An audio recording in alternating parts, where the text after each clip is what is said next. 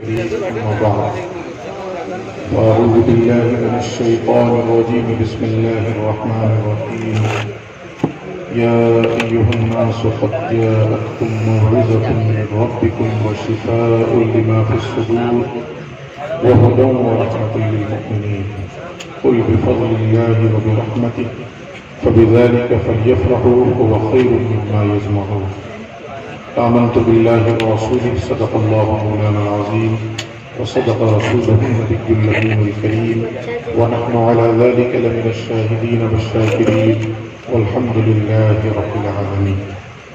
درود شریف پڑھیں. اللهم صل على سيدنا وشفيعنا ومولانا محمد وعلى آل محمد بعدد كل حسنه وجماله وبارك وسلم. وصل وسلم دائما ابدا على حبيبك خير الخلق كلهم. نام ہو رہا ہے اور دستار بندی کے موقع سے ہو رہا ہے اور نام ہے غوث الورا کانفرنس. تو دستار بندی کا جلسہ اور غوث الورا کانفرنس دونوں کا تعلق کیا ہے، ریلیونٹ کیا ہے دونوں؟ ایسا بھی تو نام ہو سکتا تھا جشن دستار حفظ یا ختم قرآن کانفرنس یا اعجاز قرآن کانفرنس وغیرہ وغیرہ. جن لوگوں نے بھی یہ نام رکھا، جو کچھ بھی سوچا ہو، مجھے جو چیز ذہن میں آئی وہ آپ سے عرض کرتا ہوں. ان دونوں کی نسبت کیا ہے؟ مدرسے کے زیر انتظام جلسہ ہو رہا ہے، طلبہ کی دستار بندی ہو رہی ہے. نسبت کیا ہونی چاہیے حضور غوث الاعظم سیدنا شیخ عبدالقادر جیلانی سے؟ طلب علم کے لیے جب نکلیں علم حاصل کرنے کے لیے، ابھی آپ نے علم حاصل نہ کیا ہو، یہ نکل رہے ہیں، سفر میں ہوں، اسی وقت سے جو پہلی چیز اپنے اوپر لازم کرنی چاہیے وہ ہے صدق مقال، سچ بولنا. عالم بعد میں بنیں گے، قاری بعد میں بنیں گے، حافظ بعد میں بنیں گے، اس کا فیض لوگوں تک بعد میں پہنچے گا. ابھی آپ طلب علم کے لیے سفر کی شروعات کریں اور اسی وقت یہ عزم مصمم کر لیں کہ زندگی میں چاہے جیسا بھی موقع آئے، جتنی بڑی مصیبت کا سامنا کرنا پڑ جائے، کبھی اپنی زبان سے جھوٹ نہیں نکالوں گا. اسی وقت سے آپ کے وجود سے لوگوں کو فیض ملنا شروع ہو جائے. سیدنا شیخ عبدالقادر جیلانی رضی اللہ عنہ کے حوالے سے ایک واقعہ بہت مشہور ہے اور ہم کہتے ہیں یہ ان کی کرامت ہے. اب یہ دن آ گئے ہیں کہ اس کو بھی کرامت کہا جائے، سچ بولنے کو بھی کرامت کہا جائے. محشر فریدی صاحب پڑھے لکھے ناظم ہیں، ان کی توجہ چاہتا ہوں. آپ نے سنا ہوگا وہ واقعہ کہ جب حضور غوث الاعظم گھر سے نکلے سفر کے لیے بغداد کی طرف علم حاصل کرنے کے لیے، تو چلتے وقت ماں نے کہا تھا کہ ایک نصیحت یاد کرنا بیٹے، عبدالقادر زندگی میں چاہے جیسے بھی حالات پیدا ہو جائیں کبھی جھوٹ نہ بولنا. یاد ہے نا یہ واقعہ؟ سنا نا آپ نے؟ اچھا، راستے میں ڈاکوؤں نے قافلے پر حملہ کیا، قافلے کو لوٹا. ایک شخص حضور غوث الاعظم کے پاس بھی آیا. ابھی تو وہ صرف عبدالقادر تھے نا، ابھی تو دنیا نہیں جان رہی تھی کہ یہ کون ہے، صرف عبدالقادر جان رہے. ایک ڈاکو آیا اور کہا بچے تمہارے پاس کچھ ہے؟ کہاں ہے؟ کیا ہے؟ تو کچھ دینار. کہاں ہے؟ تو میرے اندر میری والدہ نے سل دی ہیں، صدری کے اندر یا کرتے کے اندر بغل کے حصے میں سل دی ہے. اس نے سوچا کہ بچہ شاید یوں ہی بول رہا، گزر گیا. اخیر میں ڈاکوؤں کے سردار نے پوچھا کہ سارے قافلے والوں کو اچھے سے لوٹ لیا نا؟ کہاں جی لوٹ لی. کوئی بچہ تو نہیں؟ کہا کوئی نہیں بچا. کہا غور کر لو، دیکھ لو پھر سے. ایک چیلے نے کھڑے ہو کر کہا کہ ہاں سب کا تو لوٹ لیا، ایک بچہ ہے جو بیٹھی بیٹھی باتیں کرتا. کیا باتیں کرتا؟ اس نے کہا جب اس سے پوچھا کہ تمہارے پاس میں کچھ ہے، اس نے کہا ہے 40 اشرفیاں ہیں. بعض روایتوں میں تعداد ادھر ادھر بھی ہے، 70-70 کی بھی تعداد آتی ہے. خیر تعداد کو چھوڑیے، اشرفیاں ہیں. وہ بچہ کہتا ہے کہ اشرفیاں ہیں. میں نے پوچھا کہاں ہیں؟ تو میرے کرتے کے اندر میری والدہ نے سل دی. سردار نے کہا بلاؤ اس بچے کو. بلایا. واقعہ آپ جانتے ہی ہیں. بلایا گیا، سردار نے بھی سوال کیا، میں نے کہا ہاں جی ہیں، کہاں ہے؟ سردار نے کہا پھاڑو اس کے کپڑے کو، پھاڑا گیا کہ واقعی اشرفیہ موجود۔ اسے حیرت ہوئی، لوگ تو ڈاکوؤں سے اپنا مال چھپاتے ہیں، اور اسلام بھی ایسے موقع پر حکم دیتا ہے، دین بھی ایسے موقع پر اجازت دیتا ہے کہ آپ چاہو تو جھوٹ بول کے اپنا مال بچا لو۔ ایسے موقع پر دین اجازت دیتا ہے۔ دیکھیے جان اور مال، اس کی حفاظت مقاصد شریعت میں سے، شریعت کا مقصد ہے جان کی حفاظت، مال کی حفاظت۔ اگر جان جا رہی ہو جھوٹ بولنا پڑے، بول سکتے ہیں کہ نہیں؟ بولیے، بول سکتے ہیں نا، جان جا رہی ہے جھوٹ بولنا پڑے۔ آپ نے سنا ہوگا کہ اگر کسی نے گردن پہ تلوار رکھ دی اور کہے کہ کہو اللہ ایک نہیں ہے،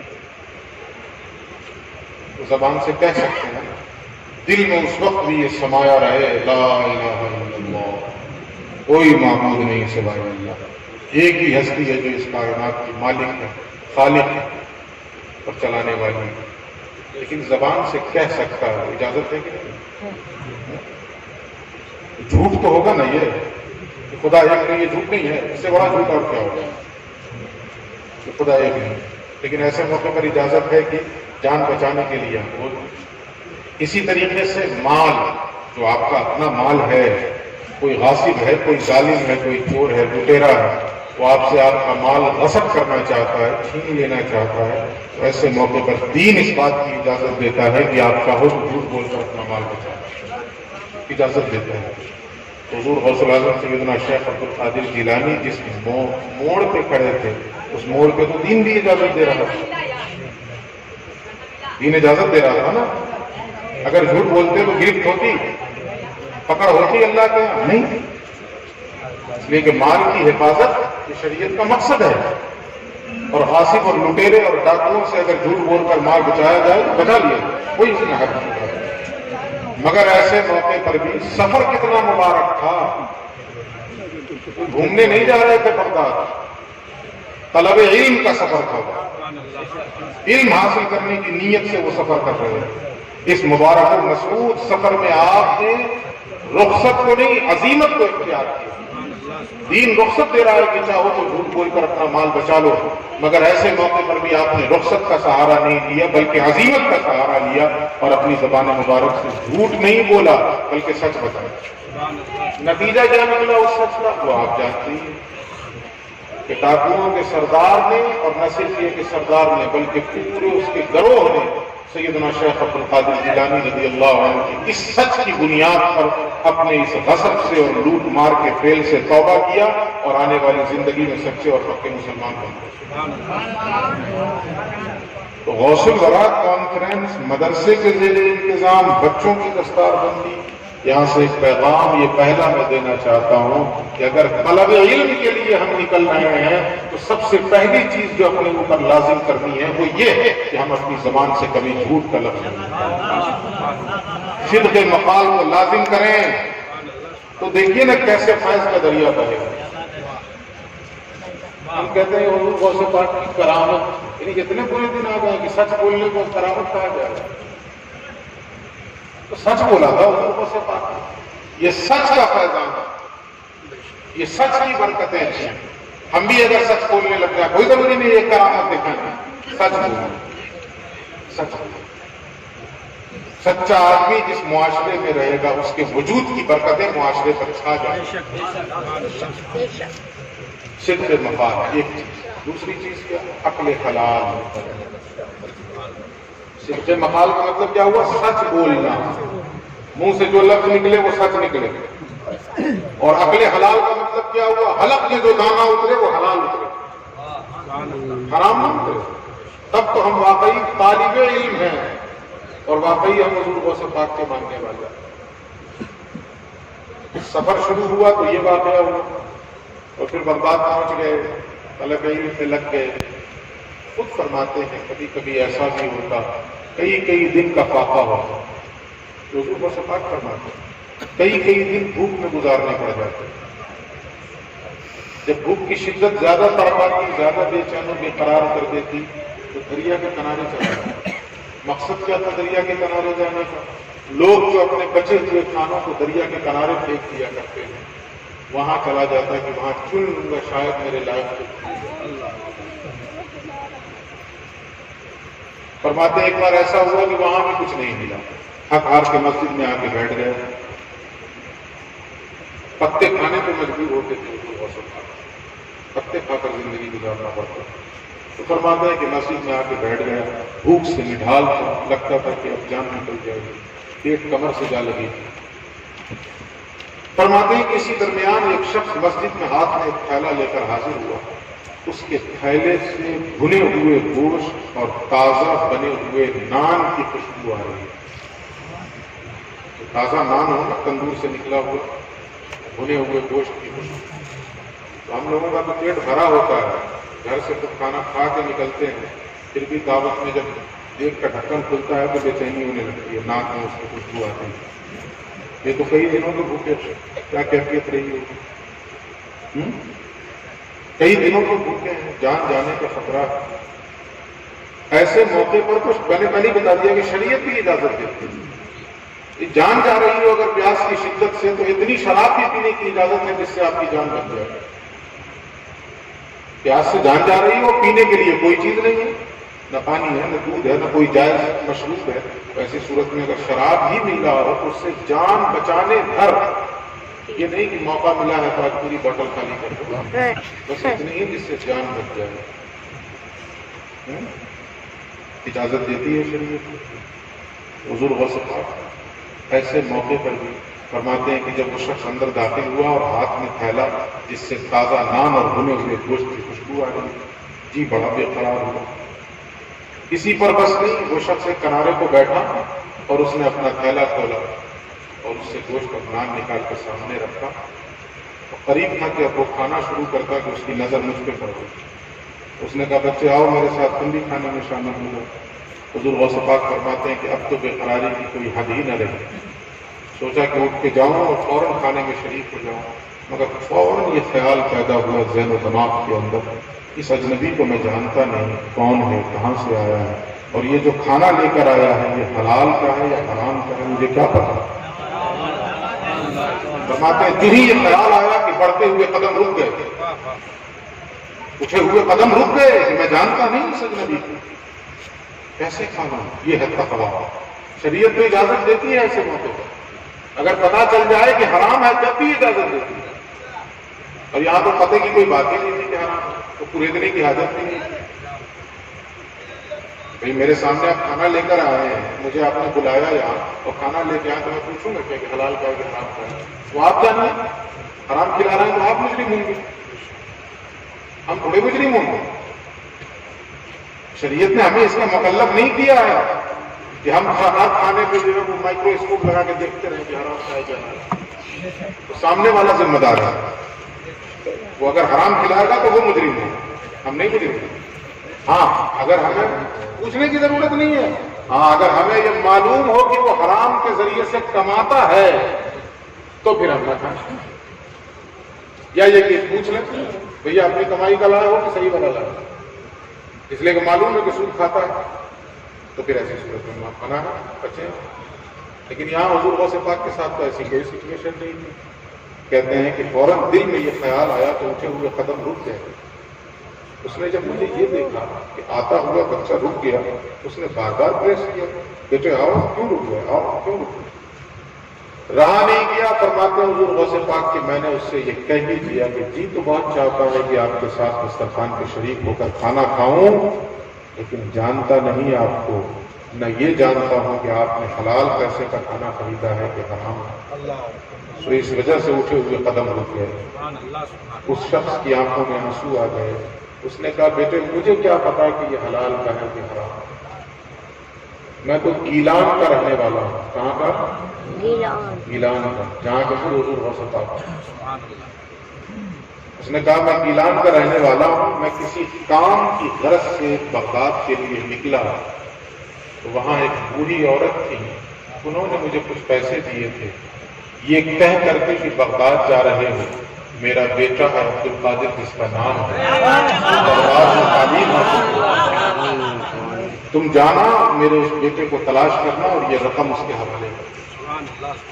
وہ شخص کہتا ہے کہ میں پچھلے 3-4 روز سے اس بچے کو تلاش رہا ہوں، وہ نہ مل سکا، جو اپنی دولت تھی میرے پاس وہ سب ختم ہو گئی، اسی کو تلاشتے اور میں خود بھوک سے نڈھال ہوا، اپنے پیسے ختم ہو گئے تھے تو میں نے اسی بچے کے پیسے سے یہ کھانا خریدا ہے، مجھے کیا پتا کہ یہ حلال تھا کہ حرام۔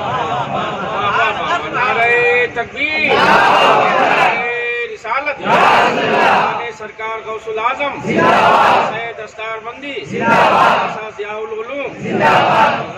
تو حضور غوث پاک نے جب یہ سنا تو آپ کی آنکھوں میں بھی آنسو آ گئے اور فرمایا جس خاتون نے تمہیں پیسے دیے تھے وہ کوئی اور نہیں میری ماں تھی، اور جس عبد القادر کو تم تلاش رہے ہو وہ میں ہی ہوں۔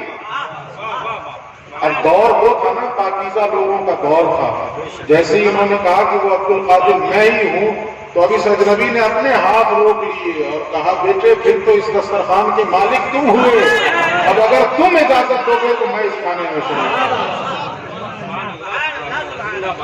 طلب علم میں ہم نکلے ہیں، طالب علم ہیں۔ اچھا طالب علم صرف بچے ہی نہیں ہوتے ہیں، طالب علم کیا صرف بچے ہوتے ہیں؟ پڑھانے والے طالب علم نہیں، پڑھانے والے جس وقت مطالعہ کر رہے ہوتے ہیں تو وہ طلب علم کر رہے ہوتے ہیں کہ طلب الجہل کر رہے ہوتے ہیں؟ طلب علم ہی تو کر رہے ہیں کہ طلب الجہل کر رہے ہیں؟ ہم سب، میں ہوں یہ ہوں یا یہ ہوں کوئی بھی ہوں، ہم سب طالب علم ہی ہیں نا۔ دو چیزیں ہوں گی، یا تو طالب علم ہوں گے یا طالب جہل ہوں گے۔ تو اب یہ طے کر لیں خود کہ ہم طالب علم ہیں کہ طالب جہل ہیں۔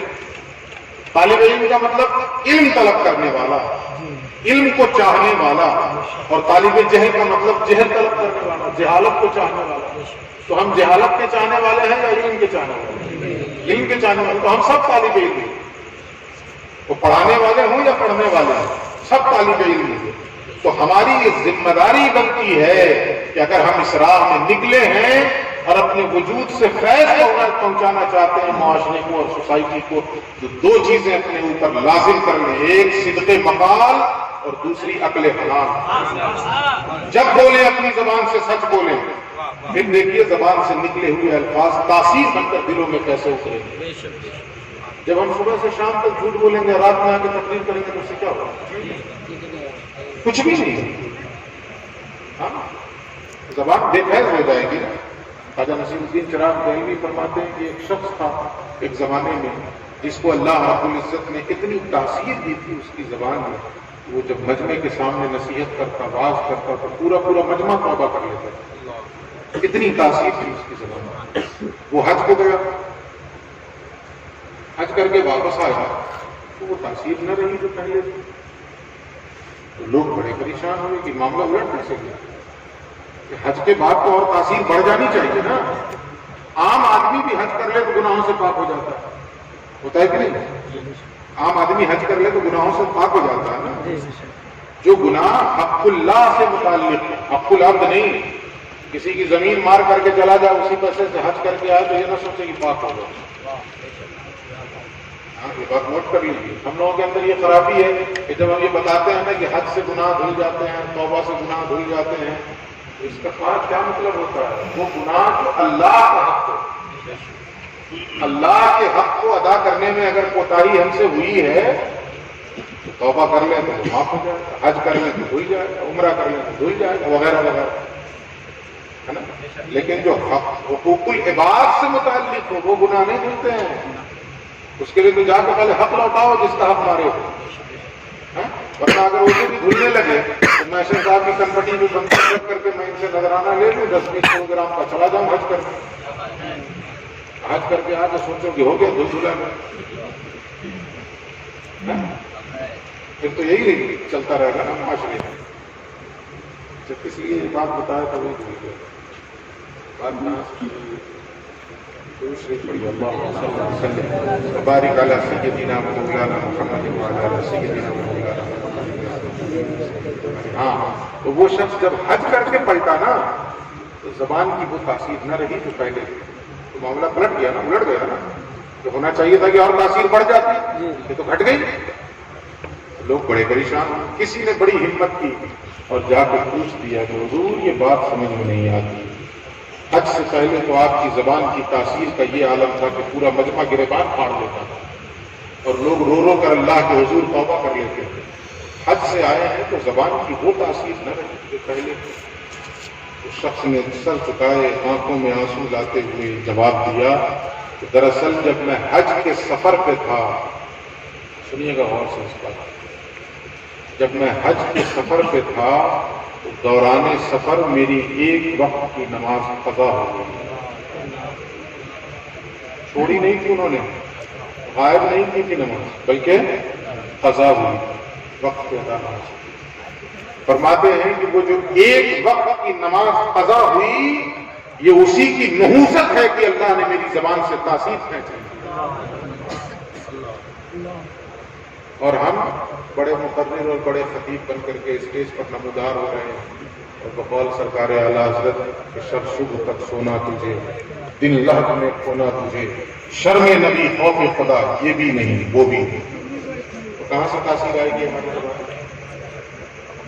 اگر اپنے وجود سے فیض دینا چاہتے ہیں تو یہ نہ سوچیے کہ بڑے قطب بن جائیں گے، ابدال بن جائیں گے، غوث بن جائیں گے تب فیض دیں گے. یہ سب کرنے کی ضرورت نہیں ہے. کرامت دکھانے کے لیے اللہ نے کہا ہی نہیں ہے کہ تمہاری ذمہ داری ہے کہ تم کرامت دکھاؤ، اس کا مکلف ہی نہیں بنا. اپنے وجود کے فیضان سے مالا مال کرنا چاہتے ہیں معاشرے کو، یہ دو چیزیں لازم کریں: صدق مقال، عقل حلال. ایک شخص غلاف کعبہ سے لپٹ لپٹ کے روتا ہے، دعائیں کرتا ہے. اللہ کے نبی کے کانوں میں اس کے رونے اور دعاؤں کی آواز پہنچتی ہے. حضور فرماتے ہیں اس کی دعائیں کہاں سے باب اجابت سے ٹکرائیں گی جبکہ اس کے پیٹ میں حرام کا لقمہ گیا. غلاف کعبہ سے لپٹا ہوا شخص اور رو رو کر دعا کر رہا شخص، اس کے لیے نبی نے کہہ دیا اس کی دعائیں کہاں سے قبول ہوں گی جبکہ اس کے پیٹ میں حرام کا لقمہ گیا. ہم سارے مسلمان مل کے دعا کرتے رہتے ہیں، اللہ اس کو شکست دے دینا، یہ نہ آنے پائے دوبارہ، اس کی حکومت نہ بننے پائے. کیا ہوتا ہے؟ کسی کی دعا ٹکراتی ہے باب اجابت سے؟ پیٹ میں حرام کا لقمہ گیا ہوا ہے تو دعائیں کہاں سے مؤثر ہوتی ہیں؟ دعائیں کہاں سے قبول ہوتی ہیں؟ تو جن کے حلال لقمے ہوتے تھے نا پیٹ کے اندر، وہ دعا کرتے تھے تو پھر دیکھیے کیا ہوتا. انقلاب 313 اترے تھے میدان بدر اور اللہ کے نبی نے دعا کی، اور ایسی دعا کی کسی میں یہ جرت نہیں ہے کہ ویسی دعا کر سکے. کسی کا بوتا نہیں ہے کہ ویسی دعا کر سکے. کسی کو مان دودھ نہیں پلایا ہے کہ ویسی ناز کی دعا اللہ سے کر سکے. اور دعا کیسی کی ہے؟ پروردگار میں اپنی زندگی کی کمائی آج میدان بدر میں اتار دوں. یہ 313 میری زندگی کی کمائی ہے. اگر یہ برباد ہو گئے، یہ مار دیے گئے تو میرا تو جو ہوگا وہ ہوگا ہی. تو بھی سن لے میرے پروردگار، پھر قیامت تک ہوئے زمین پر تجھے رب کہنے والا بھی کوئی نہیں. اپنی ربوبیت کی لاد رکھ لے. یہی تو 313 ہے جو تیرے نام کا ڈنکا بجانے والا. پھر دیکھیے کیسے دعائیں قبول ہوئی. پہلی چیز تو یہ ہے نا صدق مقال. سمجھ گئے تعلق نا؟ مدرسے کا جلسہ حوصلہ ایک نسبت، وہ اپنی جگہ، اس کا جو پس منظر ہے وہ اپنی جگہ، لیکن میرے ذہن میں ایک نسبت آئی. اچھا یہ بات تو ہم لوگوں کے لیے ہو گئی. آپ کے لیے ایک بات سن لیجیے. حضور غوث پاک ایک قول ہے حضور غوث پاک کا، کیا؟ لقمۃ فی بطن جائع خیر من بناء الف جامع. حضور غوث اعظم سیدنا شیخ عبد القادر جیلانی فرماتے ہیں کسی بھوکے کے پیٹ میں ایک لقمہ ڈالنا 1000 مسجد بنانے سے زیادہ افضل ہے. کسی بھوکے کے پیٹ میں، بولیے کیا لفظ میں نے کہا تھا؟ ایک لقمہ ڈال. یہ تو کہا تھا، یہ نہیں کہا تھا کسی بھوکے کو پیٹ بھر کھانا کھلانا، یہ نہیں کہا تھا، بلکہ کیا کہا تھا؟ یہی حضور غوث پاک کا کسی بھوکے کے پیٹ میں ایک لقمہ ڈال. یہ کیوں کہا؟ یہ بھر پیٹ کھانا کھلانا، ایک ہی لقمہ کیوں؟ بھائی دیکھیے افضل تو یہی ہے کہ بھر پیٹ کھانا کھلانا، لیکن کوئی یہ کہہ کر کے دامن میں جھاڑ لے کہ آج مہنگائی زیادہ ہے، کسی کو ہوٹل میں بٹھاؤں گا تو کم سے کم 100 روپیہ لگے گا، مجھے اللہ نے 100 روپے کی کیپیسٹی نہیں دی، میں کہاں سے کھانا کھلاؤں؟ تو بچ جاتا نا. جب محروم ہو جاتا نا، بھر پیٹ کھانا کھلانے کے لیے تو 100 روپیہ چاہیے، اور نہیں ہے میرے پاس 100 روپیہ، کہاں سے عمل کروں اس فرمان؟ نہیں ہے نا 100 روپئے، 5 روپئے ہیں، ایک بسکٹ خرید کے دو کسی کو، 1 روپیہ ہے اسے صبح سے بھی ایک بسکٹ مل جائے گی، وہی خرید کے دو اسے۔ اسی لیے حضور غوث پاک نے فرمایا جو کر سکتے ہو اتنا ہی کرو، لیکن کرو۔ یہ نہیں کہا گھر پیٹ کھانا کھلانا، فرمایا کسی بھوکے کے پیٹ میں 1 لقمہ ڈال دینا 1000 مسجد بنانے سے زیادہ۔ لاک ڈاؤن میں بہت سے گھر متاثر ہوئے اور آج بھی اس کے اثرات مرتب ہیں۔ ہم لوگ اگر مسجد 4 نہیں 5 منزلہ بنا رہے ہیں، بہت اچھی بات ہے، بہت ثواب کا کام ہے۔ حضور کی حدیث ہے من بنا مسجدا للہ بنى اللہ له بیتا فی الجنہ، جو اللہ کے لیے زمین پر مسجد بنائے گا اللہ کل قیامت کے دن جنت میں اس کے لیے محل بنا دے گا۔ یہ بات اپنی جگہ فیکٹ ہے، اس سے کسی کو مجال انکار نہیں ہے، لیکن اس مسجد کے بنانے سے پہلے اسی مسجد کے ارد گرد رہنے والے گھروں کا جائزہ بھی لے لیجیے۔ کوئی بھوکا تو نہیں ہے، کسی کے گھر کا چولہا تو نہیں بجھا ہوا؟ اگر گھروں کے چولہے بجھے ہوئے ہیں اور مسجدوں میں ماربل لگائے جا رہے ہیں تو ایسے ماربل لگانے کا کوئی ثواب نہیں ملے گا۔ یہ ہماری ذمہ داری ہے بحیثیت مسلمان۔ اچھا یہ بھی سن لیجیے حضور غوث پاک نے یہ نہیں کہا کہ وہ بھوکا مسلمان ہوتا تھا، بھوکا مسلمان ہو تب 1 لقمہ ڈالنا 1000 مسجد بنانے سے زیادہ ہے۔ مسلمان چھوڑیے، بس انسان بھی چھوڑیے۔ یہ حدیث سنی ہے کہ نہیں لوگوں نے؟ اللہ کے نبی فرماتے ہیں بنی اسرائیل میں ایک عورت تھی جو فاحشہ تھی، بد کردار تھی، جسم بیچتی تھی، زانیہ تھی، طوائف تھی، مگر اللہ نے اس کی مغفرت فرما دی، جنتی قرار دیا اسے۔ کیوں؟ صرف اس وجہ سے کہ اس نے ایک پیاسے کتے کو پانی پلا دیا۔ ایک پیاسے کتے کو پانی پلا دینے کی وجہ سے ایک فاحشہ جنت میں بن رہی ہے۔ تو حضور کی امت کسی انسان کو پانی پلا دے، کسی انسان کو کھانا کھلا دے۔ کھانا کھلاتے وقت یہ نہ دیکھیے کہ مسلمان ہے کہ دوسرا، اللہ کا بندہ تو ہے نا بھائی۔ اچھا ہم تو ایک وقت کھانا کھلائیں گے اس کو، اب باقی کون کھلاتا ہے؟ اللہ کو نہیں معلوم ہے کہ یہ میرا منکر ہے؟ اللہ نہیں جانتا معاذ اللہ؟ بولیے نا، یہ مسلمان ہے کہ کافر ہے؟ اللہ جانتا ہے نا، پھر بھی کھلاتا ہے کہ نہیں؟ روزی تو وہی دیتا ہے نا، جو دیتا ہے۔ تو جب وہ اپنے منکر کو روزی دے رہا ہے، وہ خود حساب لینے والا ہے، رزق دینے والا ہے، وہ دے رہا ہے، تو ہم کیوں دروازہ بند کریں؟ ہم کون ہوتے ہیں؟ ہم کون ہوتے ہیں؟ چھوڑ دیجیے اللہ پہ، اللہ حساب لے کر۔ کیا فرمایا حضور صلی اللہ علیہ وسلم نے؟ کسی بھوکے کے پیٹ میں 1 لقمہ ڈالنا 1000 مسجد بنانے سے زیادہ ہے۔ اتنے ہی بس نہیں ہے، آگے فرمایا کعبے کو غلاف چڑھانے سے بھی زیادہ افضل ہے۔ کیا بولیے پھر سے؟ کعبے کو غلاف چڑھانے سے زیادہ افضل ہے۔ جب غلاف کعبہ چڑھانے سے زیادہ افضل ہے تو مزار کی چادر سے افضل ہوگا کیا؟ بولیے ایمانداری کے ساتھ۔ جب غلاف کعبہ سے زیادہ افضل ہے تو غلاف مزار سے زیادہ افضل ہوگا؟ نہیں ہوگا۔ ہم لوگوں کا رویہ کیا ہے؟ اپنا بھائی وہ پریشان ہے، حیران ہے، اس کے گھر میں صحیح سے چولہا نہیں جل پا رہا، اس کو ہم نہیں دیں گے 10,000 روپیہ، اجمیر جا کے 20,000 کی چادر چڑھا دیں، جبکہ آپ چادر چڑھا کے باہر بھی نہیں نکلتے ہیں کہ وہ چادر پھر سے دکان میں پہنچ جائے، وہ چادر پھر سے وہاں پہنچ جائے، وہ چادر چڑھانے کا کیا ملے گا؟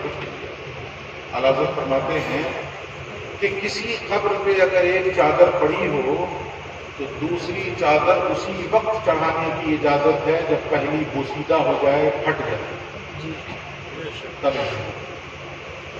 اور اگر پہلی یوں ہی سلامت ہو پھر دوسری چڑھائی جائے تو اسراف ہے، فضول خرچی ہے یہ۔ ان المبذرین کانوا اخوان الشیاطین، فضول خرچی کرنے والے شیطان کے بھائی ہیں، تو اللہ نے کہا تو یہ فضول خرچی۔ اور یہاں تک حضور اعلیٰ حضرت فرماتے ہیں کہ جس قبر پہ گنبد بنا ہوا ہو اس پر تو کسی چادر کی ضرورت ہے. چادر کا مطلب کیا ہوتا ہے؟ صرف پہچان ہی نا. یہ کوئی عام انسان کی قبر نہیں ہے، کسی اللہ کے محبوب بندے کی قبر ہے. اس پہچان کی خاطر چادر ہے. گلو کے مزار پہ تھوڑے چھاپا چڑھا ہے. وہ تو آج کل یہ خرابی پیدا ہو گئی، جو مرا اسی کا وصول، جو مرا اسی کا مزار بنایا جاتا ہے. ہمارے ایک جاننے والے کو بھی خلافت ملی تو اس نے اپنے جو ہے وہ سالہ ہفتے سے الحمد للہ سبحان اللہ ماشاء اللہ. میں نے کہا چلیے ایک مزار کا اور اضافہ میں نے کہا بھائی مرو گے تو مزار ہی بنے گا نا، ایسے تو تم رہو گے نہیں بغیر مزار اس بھی ہوگا. جانتے ہیں خرابی کیا ہو؟ یہ جو آج کل جس طرح سے مزارات بنائے جا رہے ہیں اور جس شاندار طریقے سے اس کی تعمیر کی جا رہی ہے، 500 سال کے بعد لوگ فیصلہ نہیں کر پائیں گے کہ بڑے خواجہ غریب نواز تھے. وہ تو مزارات دیکھ کے فیصلہ کریں گے نا، جن کے بڑا مزار ہو بڑے بزرگ رہے ہوں. اب دوسری خرابی یہ بدعقیدے دکھاتے ہیں کہ دیکھو تم جو کہتے تھے وہ غلط نہیں کہتے تھے، تم لوگوں کے ایسے یہ مزار بنا دیا جاتا ہے، جو مرا اس کا مزار دیکھے نا پورے ملک کا تمہارے مزار بنا دیا. میں کہتا ہاں یار ان کی زندگی تو ہمارے سامنے تھی اور کیا تھے خوب جانتے ہیں. دیکھو مرتے ہی مزار بن گئے. پہلے والے بھی یہ بدعقیدے جو ہے لوگوں کو برخلا دیتے ہیں، ان چیزوں سے بچنا چاہیے. تو فرمایا حضور غوث پاک نے کعبے کو غلاف چڑھانے سے بھی زیادہ افضل ہے. کیا؟ بھوکے کے پیٹ میں لقمہ ڈالنا. اور اتنے پر بھی بس نہیں، فرماتے ہیں پوری رات قیام کرنے سے بھی زیادہ افضل ہے. کوئی پوری رات جب تک نفل نمازیں پڑھ رہا ہے اور کوئی کسی بھوکے کو کھانا کھلا دے رہا ہے، دونوں میں اللہ کے نزدیک زیادہ محبوب وہ ہے جس نے نفل پڑھنے کے بجائے بھوکے کو کھانا کھلایا. اتنے پر بھی بس نہیں، آگے فرماتے ہیں ننگی تلوار لے کر اللہ کی راہ میں جہاد کرنے سے بھی زیادہ افضل. یاد رہے گی یہ بات؟ بھول جائیے. چاہیے ایک بات اور عرض کروں حضور غوث پاک کی یاد آ گئی اس لیے عرض کرتے رہو. اور تو نہیں ہو رہے؟ ختم کریں؟ میں تو مزدوری ادا کر رہا ہوں، آپ توجہ سے رکھیں گے. ایک بات اور یاد آ گئی، یہ ہم لوگوں کے لیے ہماری برادری میں یہ خرابی پیدا ہو گئی. لیکن میں بہت کیا کہوں اس کو، جو بھی آپ سمجھ لیں. ایک شعر میں سنا دیتا ہوں کہ نہ سیاہی کے ہے دشمن نہ سفیدی کے ہیں دوست. علامہ جمیل مذہبی کا شعر. نہ سیاہی کے ہیں دشمن نہ سفیدی کے ہیں دوست، ہم کو آئینہ دکھانا ہے دکھا دیتے ہیں. یا اقبال کا ایک شعر ہے کہ اپنے بھی خفا مجھ سے ہیں بیگانے بھی ناخوش، میں زہر حلاحل کو کبھی کہہ نہ سکا فن. یہ ہماری برادری کی تو خرابیاں ہیں. کس وجہ سے ہیں؟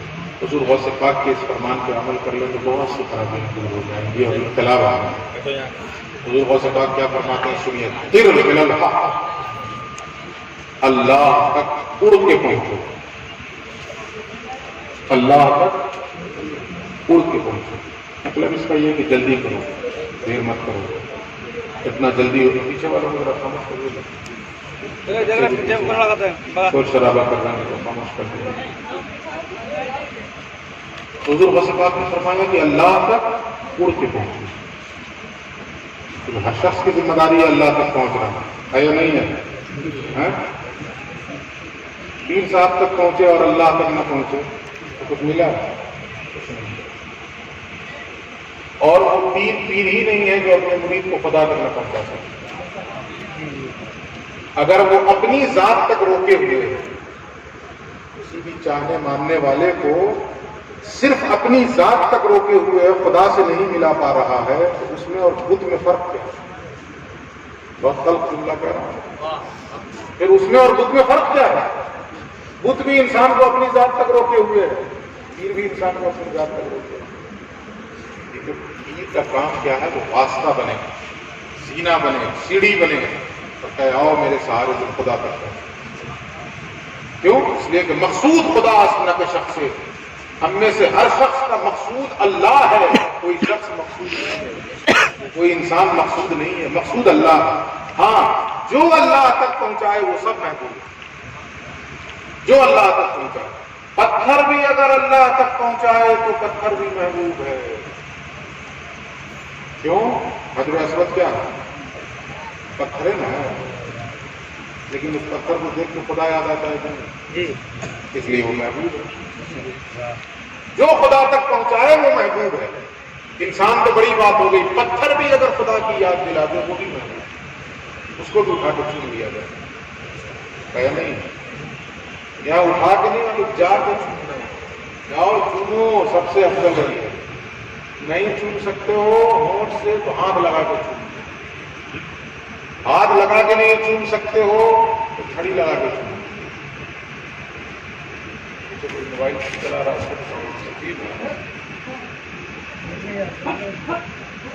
ہمارے بچے بھی جو ہے سب سدھر جائیں گے، یہ نہیں سدھر۔ وضع میں تم ہو نصارا تو تمدن میں ہنود، یہ مسلمان ہیں جنہیں دیکھ کے شرمائے یہود۔ تم کو سید بھی ہو، مرزا بھی ہو، افغان بھی ہو، تم سبھی کچھ کو بتاؤ تم مسلمان ہاں؟ اچھا ایک بات بتاؤ آپ کو، کتنی بڑی خراب ہے، ابھی یہاں پہ جلسہ ہو رہا ہے، اب کوئی غیر مسلم آ کر کے کچھ کرنے لگ جائے، آپ سب کی لگے ایمانی پڑا مار دیں گے، چیر دیں گے، پھاڑ دیں گے، سب کی لگے ایمانی پڑا توہین کر رہا ہے۔ تم کیا کر رہے ہوتے گدھے؟ تم کیا کر رہے ہو؟ توہین نہیں کر رہے، اللہ کی باتیں ہو رہی ہیں، اب تم موبائل چلا رہے، اس میں بھی فل ساؤنڈ، تم کو خود دیکھنا، دیکھو مرو، دوسروں کو ڈسٹرب کرتے، تم مر جاؤ گے، بتا ہوگا کون سا تم غوث الاعظم ہو، مر جاؤ گا تو زمانہ محروم ہو جاتا ہے، بٹ کیا فرق ہوگا؟ میں سب لوگوں میں کہتا ہوں یہ توہین تو مت کرو یار، اللہ کی مجلس لگی ہے، اس کے ذکر کی محفل لگی ہے، اور تم خرابات کرو۔ شیطان کے بھائیوں،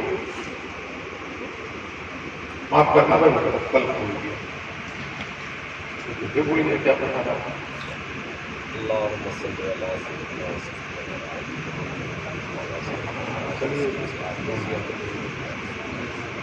ہاں، حضور کا غوث پاک کا ایک قول سنا رہا تھا کہ اگر ہم لوگ اس پر عمل کر لیں بہت سی خرابیاں دور ہو جائیں۔ پہلا ٹکڑا کیا تھا؟ طیر الی الحق، اللہ تک اڑ کے پہنچو، بغیر پر کے تو نہیں اڑا جاتا ہے نا، اڑنے کے لیے تو پر چاہیے، جو بھی اڑتا ہے پر ہی سے تو اڑتا ہے نا، جہاز بھی اڑتا تو اس کے پر ہوتے ہیں، ہیلی کاپٹر اڑتا ہے اس کے لیے پر ہوتے ہیں، بغیر پر کے نہیں اڑ سکتا ہے، لازم ہے اس کے لیے پر کی کیفیت الگ ہو سکتی ہے، نوعیت الگ ہو سکتی ہے، لیکن پر ہوگا اڑنے کے لیے۔ انسانوں اڑے گا نا جیسے کر لے گا، ہاں وہ بھی اڑے گا۔ حضور غوث پاک نے فرمایا اللہ تک اڑ کے پہنچو، ایک سوال پیدا ہوتا ہے کہ اڑنے کے لیے پر چاہیے کہ نہیں؟ جی ایک یا دو چاہیے نا، دو پر کیا ہوں گے؟ تو فرماتے ہیں حضور غوث الاعظم سیدنا الشیخ عبدالقادر جیلانی بجناح الکتاب والسنہ، اپنی زندگی میں ایک پر اللہ کی کتاب کو بناؤ اور دوسرا پر رسول اللہ کی سنت کو بناؤ، اور ان دونوں پروں کا سہارا لو اور خدا تک اڑتے ہوئے نعرہ تکبیر، نعرہ رسالت، اس کا ایک تو ادھر سے ہوا نا، ادھر سے ہوا ایسے، اڑ کے پہنچو خدا تک، اڑنے کے لیے پروں کی ضرورت، پر بناؤ کس کو؟ اللہ کی کتاب اور رسول اللہ کی سنت، ادھر سے ہوا، اب ادھر سے ہوا۔ جس نے کتاب اللہ اور سنت رسول اللہ کو اپنا لیا اسے خدا تک پہنچنے سے کوئی چیز نہیں روک سکتی، وہ اڑ کے پہنچ جائے گا، بشرطے کہ وہ اپنی زندگی میں کتاب اللہ اور سنت رسول اللہ ان دونوں کو مضبوطی کے ساتھ تھام، ایک ہاتھ میں اللہ کی کتاب اور دوسرے ہاتھ میں رسول اللہ کی سنت، جو ان دونوں کو تھامے گا اڑتے ہوئے خدا تک پہنچے گا، تو سارے بیریئرز ختم ہو جائیں گے، ساری رکاوٹیں ختم ہو جائیں گی، پہنچ جائیں گے۔ اب آئیے جو آیت میں نے پڑھی تھی کہ دستار بندی کا موقع اس حوالے سے بھی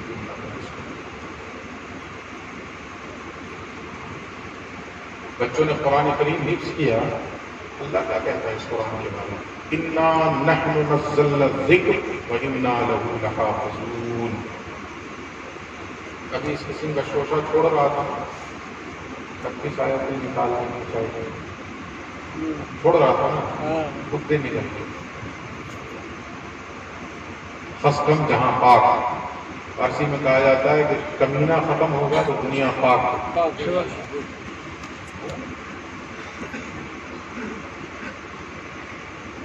کمینے ختم ہوں گے تو دنیا ایسے 2-4 کمینے اور بھی ہیں وہ سب ختم ہوں گے. یا سراپا نالا بن جائے یا دوا پیدا نہ کر. دیکھیے اللہ کا تو پہلے ہی اعلان ہے ادخلوا فی السلم کافہ. مسلمان بننا ہے تو اسلام میں پورے طور سے داخل ہو ورنہ باہر جانا تمہاری کوئی ضرورت نہیں. تو اللہ کا اعلان ہے اسلام کی یہی تو خوبصورتی ہے. آنا ہے تو پورے پورے آؤ ورنہ جاؤ باہر رہو تمہاری کوئی حاجت نہیں.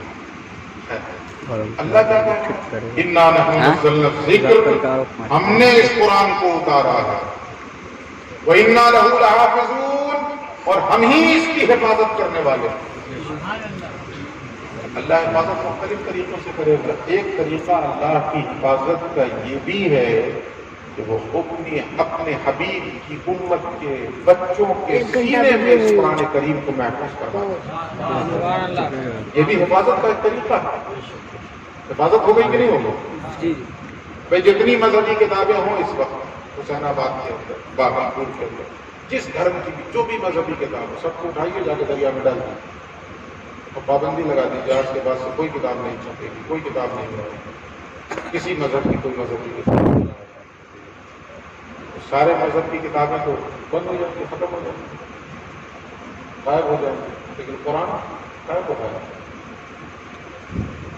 آپ کو پھر سے قرآن دیکھنا ہو پھر سے قرآن سمجھنا ہو بلا لیجیے حافظ. مجھے قرآن نہیں مل رہا یہ صورت کیسے ہو گئی نا حفاظت. اِنَّا نَحْنُ نَزَّلْنَا الذِّكْرَ وَإِنَّا لَهُ لَحَافِظُونَ. دیکھیے قرآن سے پہلے بھی آسمانی کتابیں آئی ہیں کہ نہیں آئی؟ 3 تو مشہور ہے نا قرآن کے علاوہ کون کون ہے؟ تورات، انجیل، زبور. 3 تو مشہور ہے. اس کے علاوہ بھی جس کو ایک مقام پہ اللہ نے کہا صحف ابراہیم و موسیٰ، ابراہیم اور موسیٰ کے بہت سے صحیفے بھی. یہ بات ذہن نشین کر لیجیے کسی کتاب کا نبی کے علاوہ کوئی امتی حافظ نہیں ہوگا. کوئی امتی حافظ.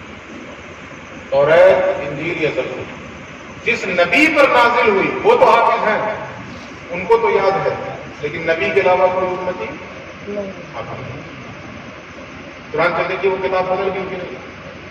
لوگوں نے اپنے سے خود برد کر دیا اسے کچھ ملا دیا. انجیل کے کئی نسخے ملتے ہیں ادھر والے کا الگ ہے ادھر والے کا الگ ہے ادھر والے کا الگ ہے ادھر والے کا سب کے الگ الگ.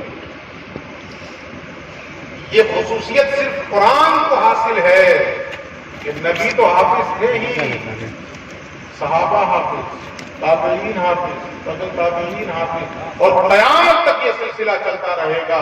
امت کے چھوٹے چھوٹے بچوں کے سینے میں اللہ محفوظ فرماتا ہے. اس قرآن کی حفاظت. لیکن یہ قرآن کیا صرف مسلمانوں کے لیے آیا؟ دیکھیے کس کے لیے آیا. ابھی رمضان آنے والا ہے نا، اس آیت پہ تقریر ہو گئی ہوگی جمعے میں یا ہوگی امام صاحب کر دیے ہوں گے یا کریں گے ممکن کریں گے. کیا ہے وہ شہر رمضان الذی انزل فیہ القرآن. رمضان ہی کا وہ مبارک مہینہ ہے جس میں قرآن اتارا گیا ہے نا. اس آیت میں تقریر ہوتی ہے کہ نہیں ہوتی؟ یہ پہلا ٹکڑا ہوا اس آیت کا شہر رمضان الذی انزل فیہ القرآن. اس کے بعد کا ٹکڑا کیا ہے بتائیے؟ شہر رمضان الذی انزل فیہ القرآن. اس کے بعد ھدی للناس. کیا ھدی للمسلمین؟ ھدی للناس. ھدی للناس کا مطلب کیا ہوا؟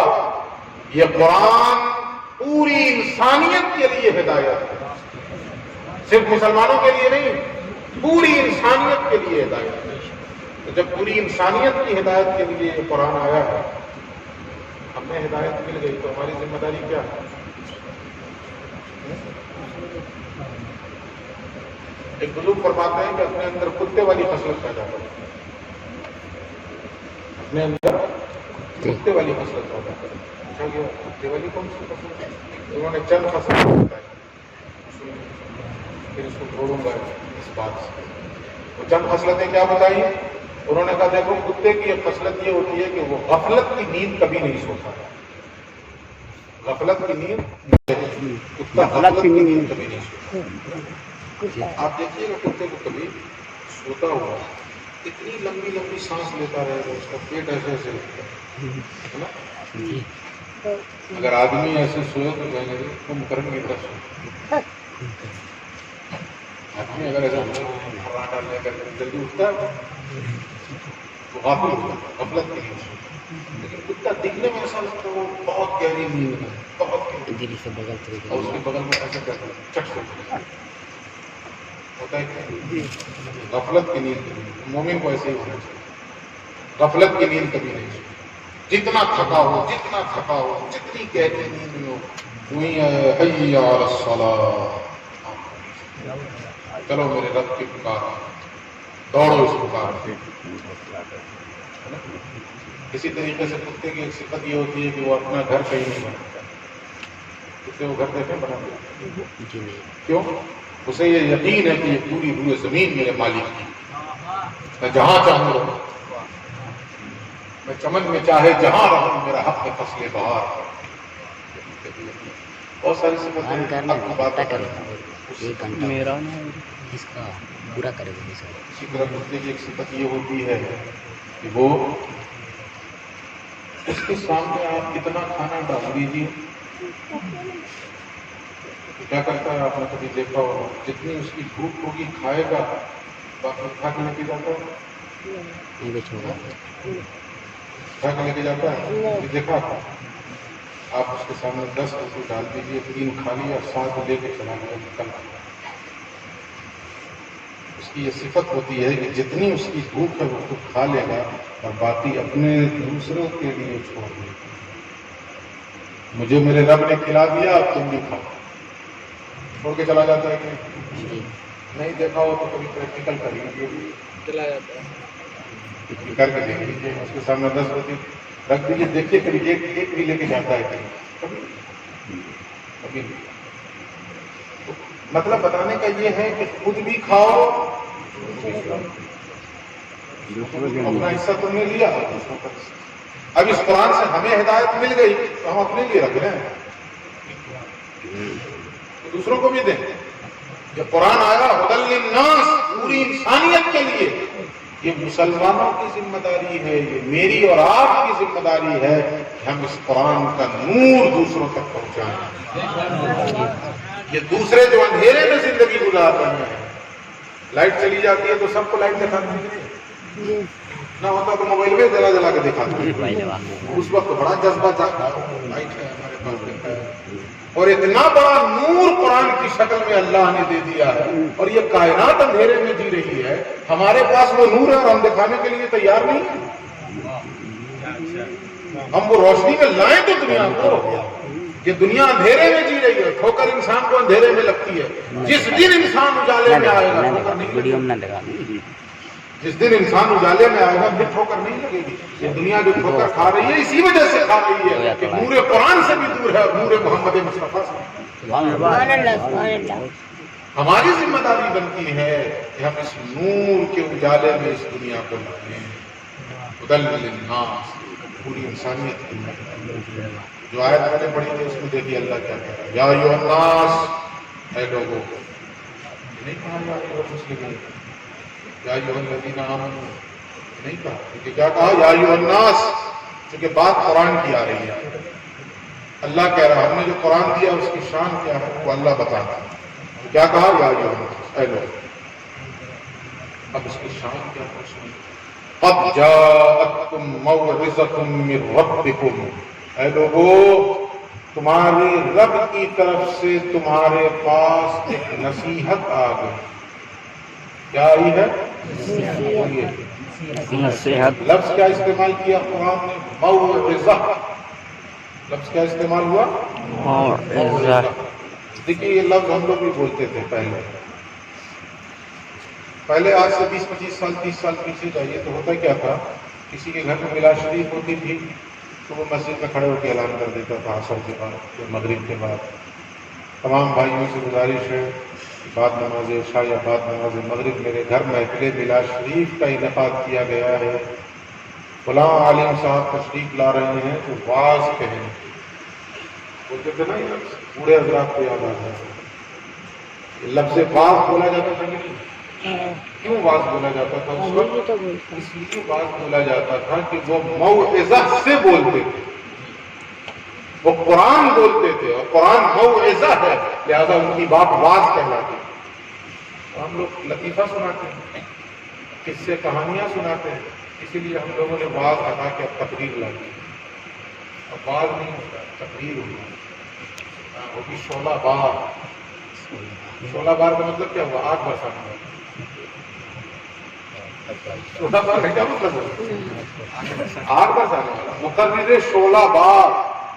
اب وہ مقرر آ رہا ہے جو آگ برسائے، منہ سے جھاگ نکالیں گے اور آگ برسائیں گے. وہ ہوتا ہے. ہم لوگ خوش ہوتے، آگ برس رہی ہے خوش ہے. میاں نے کہا نا لہرائیں گے اور کیا کریں گے، کیا کریں گے؟ پل کھائیں گے، اترائیں گے، اٹھلائیں گے، جو بھی ہوگا. 16 بار. ایک ناظم صاحب نے ہمارے نام کو بھی اعلان کر دیا مقرر 16 بار. میں نے کہا بھائی میں تو ویسے بھی نہیں چلاتا، مجھ کو کہا 16 بار کہہ رہے ہیں. برف بار کہو تو ایک بات بھی سمجھ میں آتی ہے کہ ٹھنڈی تقریر کرتے ہیں، ٹھنڈا ٹھنڈا بولتے ہیں. 16 بار. تو پہلے کیا ہوتا تھا؟ واز. کیوں؟ اس لیے کہ قرآن سے بولا جاتا ہے. قرآن سے.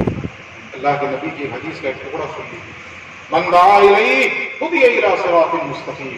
جس نے اس قرآن کی طرف لوگوں کو دعوت دی، کوئی اس کی دعوت پہ آئے نہ آئے اس سے بحث نہیں ہے. دعوت دینے والے کی صراط مستقیم کی طرف ہدایت ہو گئی. جس نے دعوت دی اس کی ہدایت ہو گئی. اور اسی حدیث کا ایک ٹکڑا اور سن لیجیے. من ابتغى الهدى في غيره اضله الله.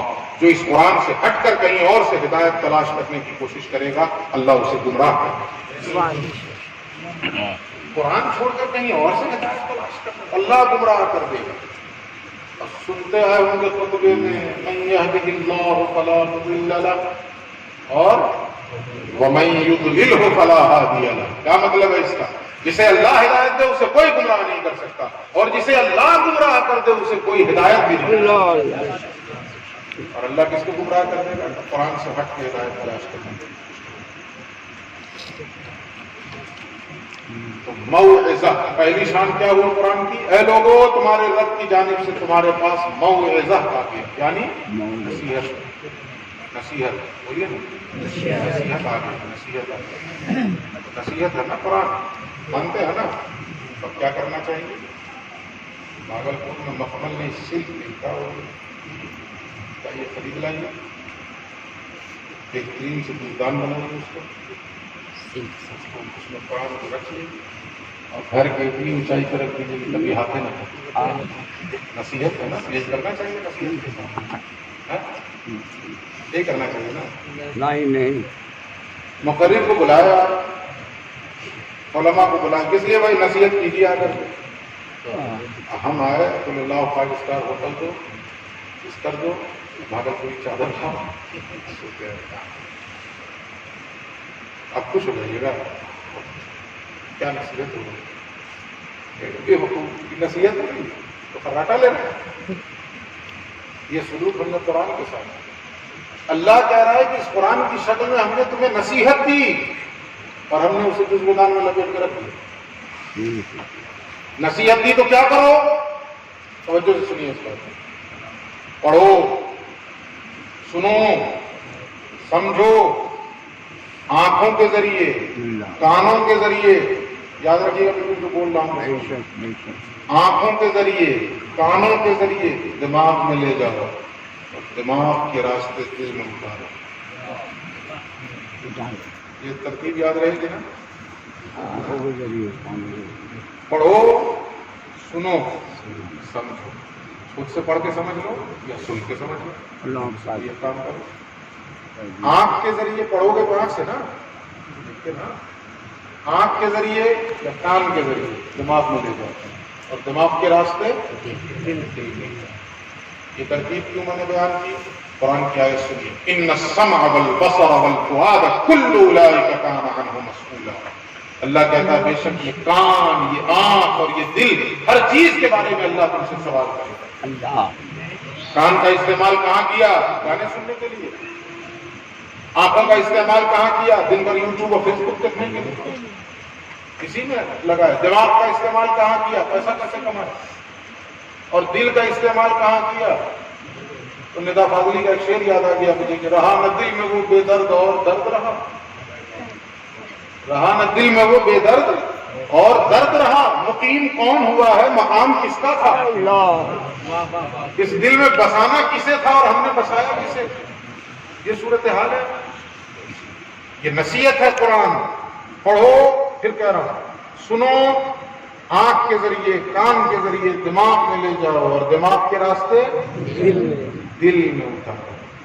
جب یہ نصیحت کو دل میں اتارو گے تو اب اس کی دوسری شان اللہ کیا بیان کرتا ہے؟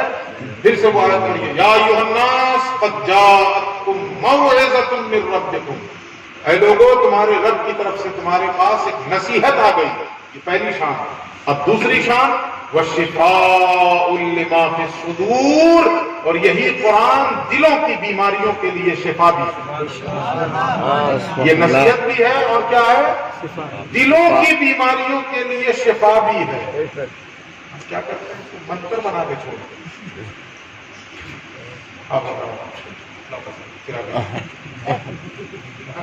جلاتے رہیے. اپنا کام بنتا کام میں جائے جنتا. یہ ہماری عادت. کسی کے دم کا کاروبار بھی چل رہا ہے. دم دما دم دم ہوگا، پتہ نہیں کیا کیا ہوگا. ٹھیک ہے، اس کا یہ بھی فیض ہے. اس دم کرنے سے بھی شفا ملتی ہے. لیکن اصل جو شفا ہے قرآن میں کس لیے ہے؟ دلوں کی بیماریوں کے لیے. دلوں کی بیماریاں کیا ہوتی ہیں؟ حسد، بغض، عناد، تکبر، غیبت. یہ سب دلوں کی بیماریاں. ریاکاری دلوں کی بیماریاں.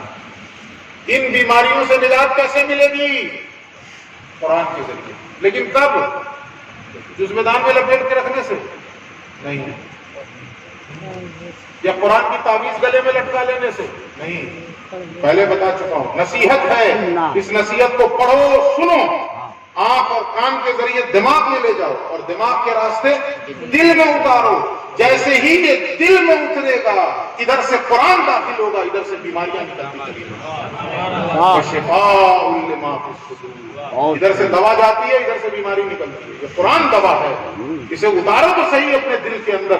دلوں کی بیماریاں خود بخود راستہ دیکھنے لگ جائیں، بھاگنے لگ جائیں گی، نکلنے لگ جائیں.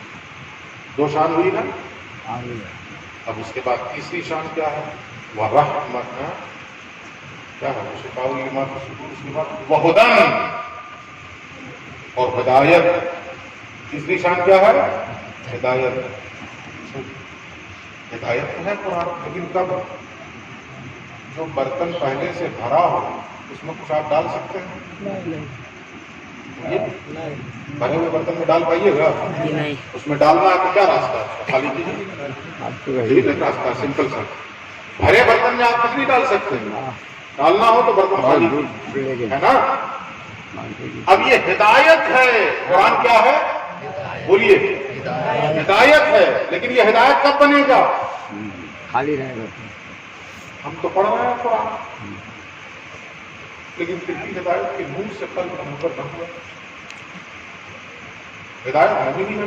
وہی رفتار بے ڈنگی جو پہلے تھی سو تھی. پہلے زندگی تو وہ آتی ہے. تو کیا ملا اس قرآن کی ہدایت نہیں؟ کیوں نہیں ملی؟ وجہ اس کی کیا ہے؟ برتن بھرا ہو تو کوئی چیز اس میں نہیں ڈالی جا سکتی ہے. ہمارا دل جو پہلے سے بھرا ہو، بغض سے، عناد سے، کبر سے، تکبر سے، لخبت سے، غرور سے، انانیت سے، ریاکاری سے، دھوکہ دہی سے، فریب سے، مکاری سے، ان سب بیماریوں سے دل بھرا ہوا. اس میں ہدایت کیسے ہوتی ہے؟ یہ قرآن کی تیسری شان ہے. یہ سب ایک دوسرے کے بعد ہے. پہلے یہ، پھر اس کا نتیجہ یہ، پھر اس کا نتیجہ یہ. پہلی شان کیا تھی؟ نصیحت. نصیحت کو سنو، پڑھو، آنکھ اور کان کے ذریعے دماغ میں لے جاؤ، دماغ کے راستے دل میں اتارو، دل میں اتارو گے تب دوسری شان بنے گی. وشفاء لما فی الصدور، دلوں کی بیماریوں کے لیے شفا. قرآن اترا نصیحت کی شکل میں، دلوں سے بیماریاں نکلی. اب دل خالی ہوا. اب جب دل خالی ہوگا اب اس کی تیسری شان ظاہر ہوگی. کیا؟ وہدن. اب خالی دل میں اللہ رب العزت اس قرآن کے ذریعے ہدایت کا نور اتارے. یہ تیسری شان ہے. پہلے سے بھرا ہو تو کہاں سے اترے؟ بھرا ہوا ہے تو کیسے آ گیا؟ تین شانیں سمجھ گئے؟ نصیحت، دلوں کی بیماریوں کے لیے شفا اور ہدایت. ترتیب یاد رہے گی نا؟ بھول جائیے. اچھا، دل کی بیماریاں رخصت ہوئی تو ہدایت ہوئی. خالی دل کے اندر تو ایک شعر ہے نا کہ سب تمنا دل سے رخصت ہو گئی. اب تو آجا، اب تو خلوت ہو گئی. خلوت ہوئی تب ہدایت. دل خالی ہوا اب ہدایت کا نور جگمگائے. اور جب ہدایت ملے گی تو انسان کیا بن جائے گا؟ مومن. کیا بن جائے گا؟ مومن. دیکھیے ابھی تک ذکر کیا ہو رہا ہے؟ نصیحت. اس سے پہلے خطاب کس سے کیا؟ ہے انسانوں. خطاب کس سے ہے؟ ہے انسانوں. ابھی ہدایت کی بات نہیں آئی. ابھی کہا ہے انسانوں تمہارے رب کے پاس سے ایک نصیحت آئی ہے. یہ سب انسان کے لیے ہے نصیحت. سب سنیں، سب پڑھے، سب آنکھ کے راستے اور کان کے راستے دماغ میں لے جائے، دماغ کے راستے دل میں اتارے. سب، ہر انسان دل میں اتارے گا تو دلوں سے بیماریاں دور ہوں گی. دلوں سے بیماریاں دور ہوں گی تب ہدایت اترے گی. اور جب ہدایت اتری تو اب انسان صرف انسان نہ رہا بلکہ کیا ہو گیا؟ انسان کے ساتھ ساتھ مومن. بولیے نا، ہدایت اتری تو مومن ہوا کہ نہیں ہوا؟ اب وہ انسان کے ساتھ مومن بھی ہو گیا. اور جب مومن بن گیا وہ انسان ہدایت کے بعد تو اب اس قرآن کی چوتھی شان اللہ بیان فرماتا ہے وَرَحْمَةٌ لِّلْمُؤْمِنِينَ. اب یہ قرآن مومنین کے لیے رحمت بن جائے. دنیا میں بھی آخرت میں، دونوں جہان میں یہ قرآن مومنوں کے لیے رحمت بن جائے. سمجھ گئے یہ ترتیب؟